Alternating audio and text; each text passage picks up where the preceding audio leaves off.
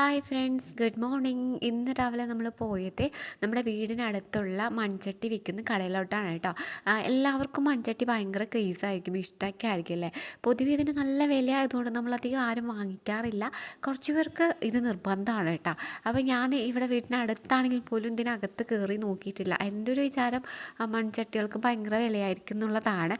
ആ ഒരു കോൺസെപ്റ്റ് എനിക്ക് മാറി കിട്ടിയിട്ട് അതിനകത്ത് പോയപ്പോൾ എന്തോരം വില കുറവിൽ ഒരുപാട് ചെടിച്ചട്ടികൾ ഇവിടെ ഉണ്ടായിരുന്നു. അത് കൂടാതെ കുറേ അലങ്കാര വസ്തുക്കളായിട്ട് കുറേ സംഭവം ഉണ്ടായിരുന്നു കേട്ടോ.